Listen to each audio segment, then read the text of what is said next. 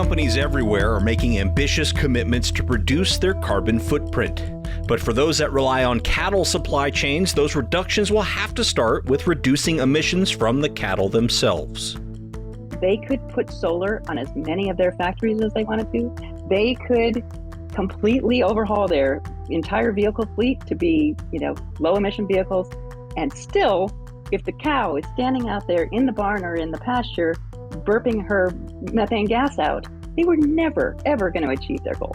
A fascinating journey led Joan Salwen to launch Blue Ocean Barns. Their natural seaweed product can reduce enteric methane emissions in cattle by over 80%. We create a seaweed product that is a natural digestive aid that, when fed to cows, stops them from burping those gassy burps that are harmful to the atmosphere. This is a critical piece toward what Joan and many others believe is possible: carbon neutral dairy. Oh, I'm a believer in carbon neutral dairy. Absolutely. Joan Salwen of Blue Ocean Barns joins me to talk seaweed production and its incredible impact on cattle methane emissions on today's Future of Agriculture podcast.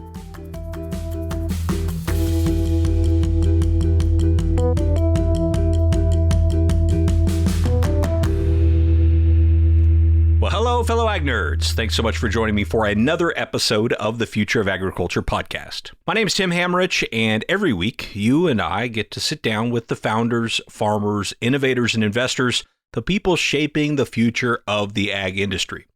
I'm really excited to share this week's episode with you. There really is just so much here to unpack. You just heard at the top about the incredible methane emissions that this product is capable of producing for dairy cows and really any ruminant. But what you probably don't know yet is that there's this incredible entrepreneurial journey that Joan went through to resurrect old research in this area, support new research, and continue to validate these findings, then commercialize the venture, then go figure out how to grow, process, and distribute a seaweed product at scale that could be meaningful for the future of agriculture. Super cool stuff. I can't wait to share it with you. But before we dive into all of that, I want to begin today's episode by thanking our sponsor for this quarter, which is Merck Animal Health Ventures. Merck Animal Health Ventures is a premier investor in animal ag tech. They invest in companies creating the next generation of animal identification and monitoring technology to advance animal health, as well as new business models to create value from animal data. Merck Animal Health Ventures partners with early-stage technology companies to successfully scale solutions for their customers, which include livestock producers, veterinarians, and pet owners. For more information, check out the Merck Animal Health Ventures website. And if you're an entrepreneur in an animal health-related industry, make sure you get in touch with them. Thanks so much to Merck Animal Health Ventures for supporting the Future of Agriculture podcast. Okay, now back to today's episode with Joan Salwen, co-founder and CEO of Blue Ocean Barns. Joan, as you're about to hear, comes from a long line of farmers. She grew up in Iowa, where she harvested cherries and cared for sheep. And during her 20 years as a managing director at Accenture, Joan managed over $50 million of client relationships and led the firm's Atlanta practice for organization and change strategy. In 2015, Joan transitioned to Stanford, where she built a team that energized university, market, and government interest in seaweed as a solution to climate change. She founded Elm Innovations, a nonprofit platform for exploring the potential of the seaweed-livestock connection, and ultimately co-founded the commercial engine for it, Blue Ocean Barns, in 2019. Before we dive in here, just one thing to note is that the species of seaweed they produce is called Asparagus, but their proprietary variation is called brominata. So you're going to hear us use both of those terms, and that's why. But I'll drop you into the conversation here where Joan is talking about her background and what led her to become so fixated on this problem of enteric methane emissions in ruminants. My father, my grandfather, and all of their fathers, back actually, Tim, to the Revolutionary War, have raised livestock in North America. And as a child, we actually moved into town. My dad, threw in the towel on the farm stuff and became a high school gym teacher.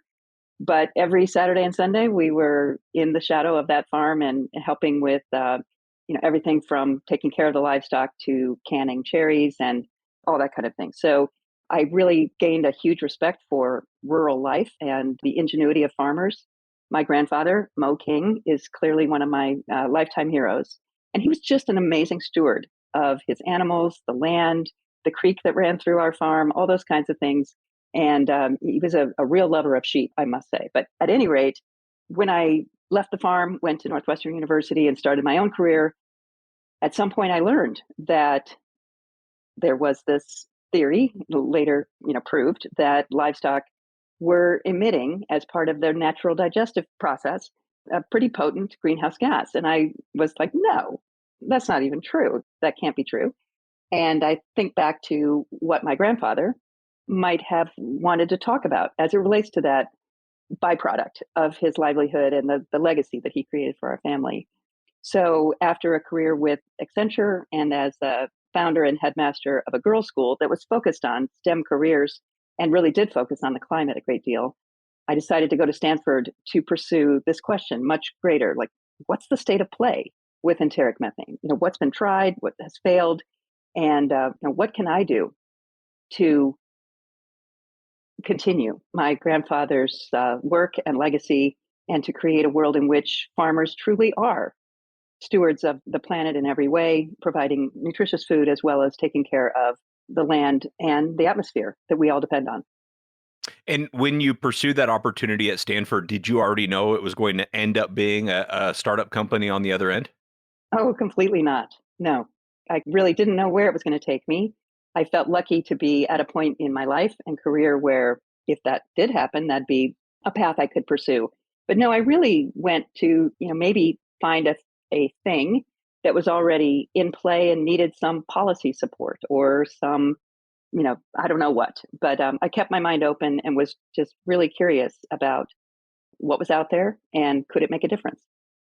All right, great. Well, then, so you get to Stanford, you're looking for, who's actually, and that's similar to what I'm doing on this podcast, right? Who's actually doing something that I can get behind, that I can help support, that I can get out there.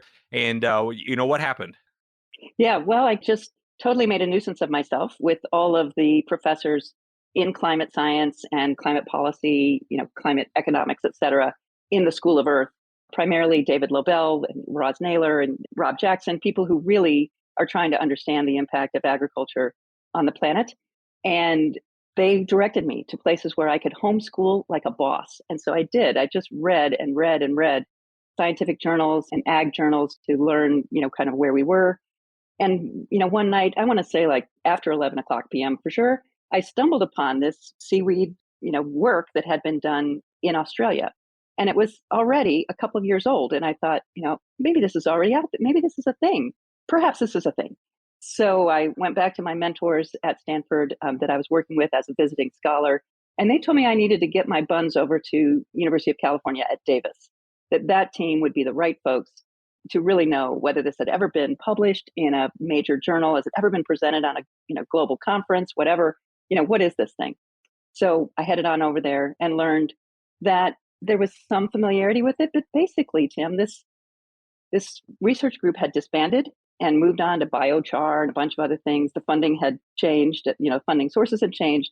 And so this particular technology had never been subjected to a proof of concept. It had never been replicated in another institution. So that's what we got on right away, was raising foundation funds and open source research funding to give this a ride to see whether, with the kind of feedstock that we use in the United States, the kind of breeds of cattle we raise in the United States, could this be matched in a United States institution? So I stapled myself to Ermias Cabrera for 4 years, now 5.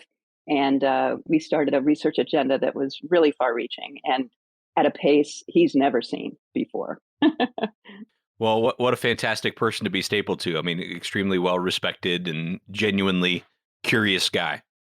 Truly, really a stand-up guy. And one of the first things he said to me was, you need to raise some research dollars for this. Let me tell you, do not tell anybody that you are thinking that there's a possibility that there's a seaweed out there that could reduce methane gas by 90%. Because, Joan, that's not going to happen, actually. Like 20% is just a killer reduction in methane gas. So don't overpromise, because there have been a lot of things that have come and gone, oregano or, oils, lipids, whatever. And nobody gets 80%. So let's just keep it between us as you raise the money, and we'll just see how it goes. Yeah, I mean, that's a funny anecdote, but there's a really, really deep truth in there too, which is this whole story has a bit of a fairy dust, perception to it, right? Like really, you're just going to add a little bit of seaweed and it's all going to go away, right? Exactly, exactly. And so we didn't want to overpromise. And the mode of action for Asparagopsis is fairly straightforward. We scientists have known for a long time that there's a whole suite of low molecular weight compounds that if they are put into an anaerobic environment like the rumen, that it will interrupt the process of methane gas production. But some of those halogenated compounds had been fed to cattle, a decade ago, and they either didn't have a lasting effect. For example, the rumen adapted to that after, about 28 days, or it actually made the cow a bit sick. It raised the hydrogen pressure within the rumen and the cow became full and chose not to eat any further. So there were problems with this bioactive ingredient. And so there were reasons to be skeptical. What we learned, feeding it first, to flasks and beakers, and then to an artificial rumen, and then to live dairy and beef cattle, is that the natural envelope of the seaweed and the matrix of compounds that are held within the cells of that seaweed are part of that fairy dust you're talking about. Nobody can describe how Mother Nature engineered the seaweed to be so much more effective than the compounds alone. But just like cows like photosynthesizing organisms all the way around, they love, clover and oats and hay and whatever. And this is just another one of those. It's essentially a dried grass out of a marine environment. And in that form, it's highly digestible and usable by the cow. And, I guess I just want to say, I think we're lucky that that's the way she engineered the cow. So it's working out. Right. And could you give us maybe the science 101 of where does the methane go? So right now we know it's from the grass being fermented in the rumen and then it's burped back out. Where does it go when you add seaweed? Great question. So the methane is never formed. It's never created when in the presence of the seaweed. The hydrogen and carbon molecules that normally come together when you're fermenting grass never come together. And the reason they don't is that this bioactive ingredient kind of hides a coenzyme from the methanogenesis equation. And so the chemical reaction never finishes, which leaves the carbon and the hydrogen kind of orphaned, if you will. Cows who eat the seaweed do burp more hydrogen. No one cares about that. It's not a greenhouse gas. It turns to dew. There's no problem with that. But some of the hydrogen, very importantly, creates a little bit of hydrogen pressure, which redirects the carbon and many other nutrients in the rumen to the creation of volatile fatty acids, which are the building blocks of sugar and energy for the cow. So the cow actually has a positive nutritional benefit. She's able to actually use more of the grass than she was earlier for her own sustenance because she's not losing hydrogen and carbon out her mouth that becomes just nutritional waste. Well, that's fantastic. So is there a noticeable efficiency improvement as well in the studies, or is that not what you've been, obviously you've been focused on the emissions aspect, but is there also an efficiency gain? That's a bit where we are right now. Our first order of business was to make sure that it was safe for the cows. The second order of business was to make sure that it was efficacious against gas with all sorts of different diets, that it really did drive down methane gas no matter what. And now the third is to really sharpen our lens on the productivity. There have been 7 or 8 live animal trials so far, and some of them haven't even measured the efficiency, but those who have, there have been 2 studies that have seen measurable, even double-digit gains in feed conversion efficiency. One other study, Tim, showed nothing. So we've got a little noise in our data right there, but we are, feeding it to more and more cows throughout 2022, and you can be sure that's now something that we're measuring very closely. Yeah, absolutely. And one more question on sort of like the how it works part. You mentioned that similar products have been fed to cows in the past, and one possible outcome is that the cows, I guess, microbiome is how I understood it, maybe adapted to it, and then it stopped working so well. Is there any concern of that here? Well, there certainly was a concern, and that was one of the 20 or so items we needed to knock off our research agenda. Ermias early on had a hypothesis that the rumen would not adapt, and that's because of the mode of action. We're not really changing any archaea. We're not, killing any bacteria. We're not we're not actually, like waking the rumen up to say, ha ha, something new is happening and you need to fix that.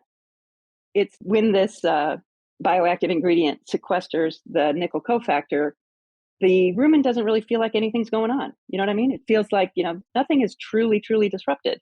And so the cow just keeps eating her grass and fermenting it without the creation of methane gas, without really knowing that there's a new situation that requires some, rumen microbiome action. So that was our hypothesis. So one of the studies that we did was 147 days. Ermias and other scientists say that after 28 days, maybe 35, 40 days, if there's going to be rumen adaptation, we're going to see it. In 147 days, there was no rumen adaptation. And if anything, Tim, the methane reductions became a little bit stronger. It's incredible. At what point then did you decide, okay, rather than just supporting this research, I actually need to be a part of the commercialization of this product and decide that blue ocean barns needed to exist? Yeah, it wasn't so much that I felt that I needed to be a part of this.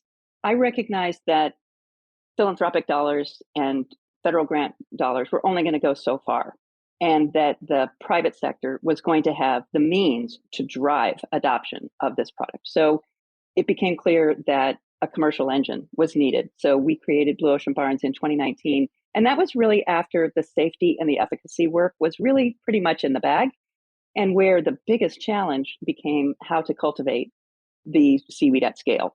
And that's really where Blue Ocean Barns came in, where we allied ourselves with the top marine scientists in the world, the single woman, Jen Smith, who knows more about Asparagopsis than anybody, who's at UC San Diego, and really figured out as quickly as possible, how does this little oddity become a crop? How do we make that happen? So that has been the work of Blue Ocean Barns since 2019. Interesting. And did you have a commercialized model you could follow for, seaweed production at scale? Yes and no. This particular seaweed had never been domesticated. It had never been grown in captivity. And so, there were a lot of really fundamental questions. How does this thing produce seeds? How do we make that happen in captivity, et cetera? I mean, I really feel like we're a bunch of corn farmers, in indigenous communities in Mexico 2,000 years ago. Oh, corn, like, wow, I wonder, like, how deep do we need to plant it? How often? What season should we plant it in? How far away should the rows be? That's the fundamental level of questions that we were having to ask in the marine context for our Asparagopsis. So I just want to assure you, we have killed more Asparagopsis than you can imagine. We could have fed thousands of cows with the Asparagopsis that we have murdered in the cause of science, learning how to cultivate. So we had just iterated and iterated and iterated on light conditions, pH conditions, salinity, number of hours of light, what color of light you can imagine. So, we had a lot to learn, and we continue to learn, but we have developed as a result a lot of intellectual property and, insights where we only have to learn this once, and now we can move on quickly to the next level of scaling up. And is that why you're in Hawaii, is because that's the place to grow this type of seaweed? Yes, absolutely. Hawaii is not the only place to grow by any means. There are lots of oceans in which this grows and could be cultivated where the conditions, the seawater is friendly to it. First of all, I should say we are growing on land in tanks, which is an important part of our ability to reach scale at an economical price. But Hawaii has a really interesting asset for us, and that is that the state about 20 years ago invested 60 or 80 million dollars in infrastructure that pumps nutrient-rich deep seawater that is crystal clean. I mean, there are no microplastics in here. There's no anything in here. It's just at the bottom of the ocean, full of nutrients and really crystal clean. They have installed pumps that can be shared by dozens and dozens and dozens of aquaculture uses. So we've got in our office park where we work, there are academics, there are people growing finfish, shellfish, microalgae, macroalgae, all sorts of things. And everybody has the power, Tim, to turn on a spigot and have this perfectly wonderful seawater just come right into our shop. In addition, there is a surface seawater spigot that we can turn that has warm water, and it has, all the qualities of water in which most marine species grow. So no other state in the United States has it. I dare say I don't think there's anywhere in the world that has it. We were located in California, and to get a permit to pump ocean water off the coast of California would have taken us at least 9 years. There are just so many organizations that can veto the use of shoreline and water and all that kind of thing. And Hawaii says, welcome, come on over. We've got your water, use it. So it's absolutely essential that we start here. And from here, we can then create a replicable model that we can take to a lot of different grow locations. And I understand, I mean, you all have already, achieved pretty incredible efficiencies. Walk us through like what it would take to produce enough of this, to actually make an impact on the US cattle population. Yeah. So achieving high density and frequent harvests is absolutely critical to feeding 100 million cattle in the United States. So our R&D agenda has largely been around how do we grow more and more of it with a greater percentage of the bioactive ingredients in the smallest soil footprint as possible. And so currently we are producing enough per acre to feed upwards of 7,000 cows. We need to get to 10,000 to really hit a price point. And when I say 10,000 cows, I mean continuously forever, not just for this season and then we have to do it again next season. It's continuously forever. And so in order to supply 100 million cows in the United States, we'd need about 4,000, 4,500 acres, which is in the grand scheme of agricultural production, just an incredibly small amount. Like there are lots and lots of Colorado corn farms that are larger than that single plot. So, imagine it's half the size of O'Hare Airport or a fifth of the size of Walt Disney World. It's just not what we had originally feared, which was that we were going to have to take over the entire ocean and the entire Western United States to be able to produce enough for the cows. But it's not the case. And that's thanks to a lot of cultivation innovation that we've applied to the growth of the plant. And to reiterate the point here, that would mean reducing the methane emissions of 100 million cattle by 80+%. Is that right? That is correct. Wow. That's astounding. And so what goes into the process of growing? Is it Asparagopsis? Am I saying that right? Asparagopsis? You are. And we have actually invented our own variety of Asparagopsis called brominata. So I like to talk about brominata. It is better by a mile than what nature can produce. And I'm so sorry because I have so much respect for Mother Nature. Well, I don't think she's optimizing just for Asparagopsis. So she's got other things on her mind. Excellent point. She's very, very busy. So brominata is a kind of Asparagopsis that has, pound for pound, more of the bioactive ingredient than is found in the wild or can be created in the wild. Interesting. Well, I assume there are. Are there inputs that go into commercially producing seaweed as far as, fertilizer, et cetera? I know you're producing your proprietary genetics, but anything in the growing process? I'm just curious how you evaluate your own footprint so that we're not just shifting a footprint from cattle to something else. Yeah. So in the case of Asparagopsis, we have two different production systems. We have an organic production system that is already been certified by Oregon Tilth. It's USDA certified organic. And in that system, we do not use any inputs at all. We are using continuously flowing seawater so that there's a continuous reintroduction of whatever natural nitrates and phosphates are in the ocean and any other micronutrients. We are finding that the growth rates and biosynthesis rates of the compounds is slower in those systems. So in a separate system, we're optimizing for both of those measures, biosynthesis rates and growth rates.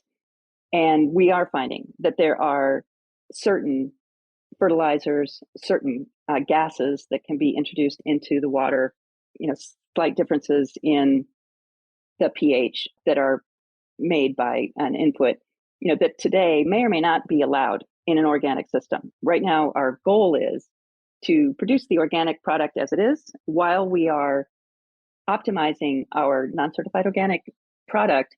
And sometime this fall, Tim, we'll be looking at our total list of inputs in our kind of optimized, wonderful version 1 of our product to see which of those can already be introduced into our organic system. They're already on the National Organic Program list. We're ready to go. which ones of them might we want to petition the National Organic List to include, et cetera. So we're finding that the plant does fine with no inputs, but to get to a price point where it can be affordable and widely distributed and adopted, we are going to want to introduce inputs that we know help us reach the economies we need. Yeah.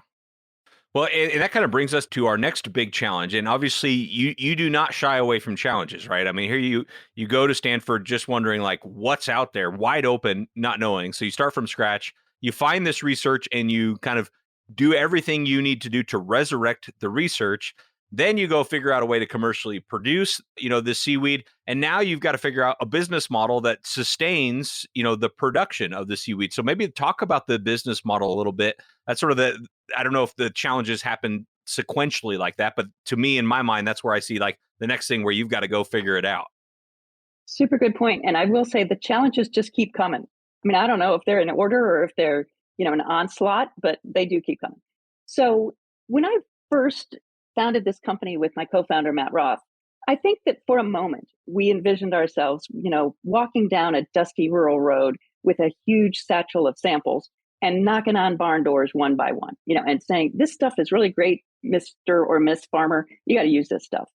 And, it didn't take very long for both of us, because we're both farm kids, to realize being a farm input is not actually going to be a winning strategy. Selling this directly to farms is not going to be a winning strategy, both for the speed of adoption that we as a planet need, and secondly, for the realities of farming and the risks that farmers have to take on dealing with weather and pests and drought and all this other kind of thing. To have them just decide that they will pay and adopt this climate saving ingredient was really not a way to go. At the same time, we did realize that up the supply chain, there were potential buyers who had a lot more power over pricing, over branding, over storytelling about their products than a farmer ever will. And those people also were getting a lot of pressure from their stakeholders, from their activist board members, from, in some cases, especially in Europe, their federal governments, to really take seriously the climate impact of their manufacturing processes. Many of them made impossible goals for greenhouse gas reductions in their supply chains by 2025 or 2030, without realizing that they could put solar on as many of their factories as they wanted to. They could completely overhaul their entire vehicle fleet to be, low emission vehicles. And still, if the cow is standing out there in the barn or in the pasture, burping her methane gas out, they were never, ever going to achieve their goals. We identified very carefully and very strategically those corporations that not only had made these bold goals, Tim, but were evidencing a willingness to invest in meeting those goals. So these are the companies who have tried to plant trees on the farms that they own or on the properties they own to sequester carbon in soil. It encouraged their farmers to use cover crops and all these kinds of things. They were, leaders in trying to get to the end. And of course, it cost them money to do all those programs. And so we basically said, what does it cost you to do that? On a ton of carbon basis, what does it cost you to do that? Can we work to match that? And that is what we have done. And so, of course, these corporations, honestly, of course, they are willing to pay because they need to make their goals. They're doing other investments to meet their goals. So this is just one more lever they can pull to meet the objectives that they want to meet. And so the farmers in their supply chains receive brominata for free. I've worked with enough farmers to know it's not always quite that simple, because if I get a call from the person that I'm selling to and they say, hey, you're going to start using this, but don't worry, it's free. I'm going to say, well, hold on. What is it? My nutritionist has never heard of it. What's going to happen to my cows? That's who I care about first and foremost. What's it going to take for my employees to do this and to do it right? How do those conversations go? They're a lot of fun because both Matt and I love farmers. So we have told our customers to shut up. Do not say, we're here from corporate office and we're here to help. Introduce us to a co-packer or a co-op or a milk processor in your chain We'll go talk to them and we will identify Mr. Pioneer or Miss Pioneer. This is the farmer in the milk shed or in the supply shed who is always trying things. And everyone in town at the coffee shop is talking about, like, what's Ernie doing now? He's got a digester. What is that? Let's go see. So we find the pioneers in their supply chains. And they've been reading about us for years. And they, when we call up, they're like, oh man, I wondered when you were going to show up. So we do this the way everything is done in farm adoption, by farmers talking to farmers. And, what we require when we do a pilot with a farmer is that she or he decides that they will do this kind of 90-day use of our product, where we install the methane measurement machines so that they can see with their own eyes how much reductions they're getting. They're doing a bunch of stuff with body composition, so we can see, how does this affect health. The nutritionist is involved, the vet is involved. We do this kind of thing, and then at the end of it, they have an open house. And, friends from within the county, the next county, people who have contacted us from, elsewhere in whatever state have said, when you do this, I want to know more about it. And that farmer becomes a storyteller and an evangelist on her own or on his own. We know that it has to go that way. It can't be, this is a new spec for your milk. In addition to having this much protein and fat in your milk, you also have to make sure that it is, this much decarbonized or whatever. That's not going to work. So, however, we know that the speed of adoption, once a farmer has adopted it and is liking it, and it is supported by the buyer of the milk or beef from that, that area, that we will be having rapid adoption. Okay. Well, obviously, we know your focus is on these methane emissions, but I know you've also just done a lot of research into this topic in general. Do you foresee a future between your product and maybe these manure digesters that we could have carbon neutral dairy? Oh, I'm a believer in carbon neutral dairy. Absolutely. And I think, as you may have read, one of our early adopters and early evangelists, Albert Strauss at Strauss Family Creamery in Northern California, he is committed to having his single farm be carbon neutral by the end of 2023. And this is an essential lever in that, but he's also already done the digester work. He has done the vehicle work that he needs to do. He's done composting, carbon farming, cover crops. He's done everything. He's that Ernie I was talking about, the guy who's always finding new ways to get stuff done. But I believe he will be totally carbon neutral by the end of 23 and wants to use himself as a challenge to the industry. Yeah, we can do this. We can do this. That's incredible. Well, there's a lot of cows that aren't dairy cows out there. Are you doing any work in the beef industry? We are. I will say that in our early years, we're just going to market here in 2022. So it's easiest for us to learn about our product and to learn, what we need to do to improve it with animals who are fed in a contained or semi-contained environment. So we're starting there. So we are doing some feedlot work as well as our dairy work. The holy grail, of course, is getting this out on rangeland and pasture land. And my view on that is that it's not going to be rocket science. Compared to some of the things we've already solved, I don't think that will be the one that knocks us off. But because, minerals are delivered out to pasture and water is delivered out there, we'll figure out a way to deliver this. But for the time being, we're mostly working with dairy, in part because the dairy companies have been more ambitious in stating their greenhouse gas reduction goals. So that's given us a very ripe market and a lot of people a lot of demand that we need to fulfill. But we're working, as I mentioned, with one consortium, actually, of dairy producers that include the feedlot operator, the co-packer, and several other stakeholders in that ecosystem. Okay. Yeah.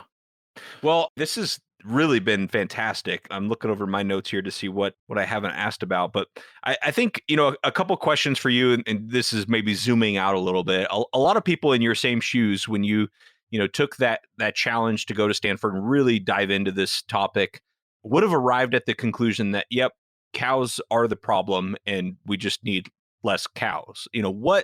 What kept you from going that route of saying, like, no, we have all these cows and we could find a way to improve the way the industry does things rather than create this alternative industry instead? Yeah. Well, so I'll start by saying, I'm a believer in choice. And so I know there will be consumers who really feel that their highest and best contribution is to stop eating meat and to stop drinking milk and to use plant-based substitutes and be part of the plant-based movement. And I think I love that they have that choice and that there are increasing products that allow them to make that choice. I think that the number of folks who willingly, go that route is probably niche. It's a small percentage. And so while that feels ideal to some people's minds, the reality is, especially as the third world becomes more wealthy and wants more choice, they also want to have the choices that we have always had to consume products that seem delicious and wonderful, and by the way, are.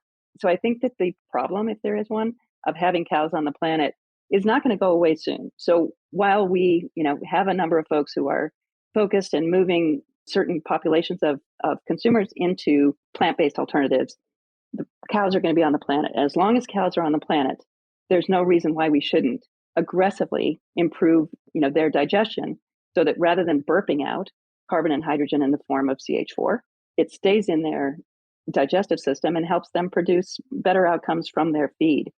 I also know cows are, in addition to being, the problem, they're also, as you well know, a solution to, biodiversity on rangeland, to, using worthless grasses that are to any other organism are unusable. But cows are just incredibly wonderful that they can eat pretty much worthless forage and turn it into delicious proteins in the form of milk and meat. And we need cows to do those ecosystem services for us. So we're not, rabidly pro-cow by any means, but we are absolutely committed to livestock producers and their families and their communities, which are, really fundamental to the United States landscape and the world. Most poor people in the world are subsistence farmers that raise livestock. We need to move to a world in which they can raise that livestock in a sustainable way. And I know our product is one part of that solution. Well, thank you so very much to Joan Salwen of Blue Ocean Barns for being on the show. Man, I sure enjoyed that one. I hope you listening did as well. Oh, and they have something that you almost never see in the ag tech world, an informative website. You can check that out over at blueoceanbarns.com. Thank you once again to Joan.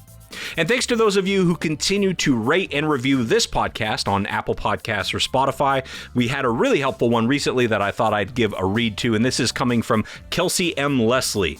The title is Episode 311, which is the episode about earthworms. It says, really enjoying this podcast while I'm out monitoring pests and diseases in grapes. Very cool, Kelsey. Wanted to share in response to Episode 311 that there are commercial vermicompost facilities in Northern California. Check out Terravesco, based in Sonoma. Our local growers love it. Awesome. I love the review, first of all. And second of all, I love that it's actually contributing to the show. So I will check out Terravesco. So stand by for that perhaps in the future. Well, thanks all of you who take the time, like Kelsey did, to rate and review this podcast. Again, you can do so on Apple Podcasts or Spotify. Your feedback really does help to keep me motivated to continue to make this show as good as it possibly can be. Thanks so much for your time and your attention. I never take it lightly. I'll be back next week with another story of ag innovation.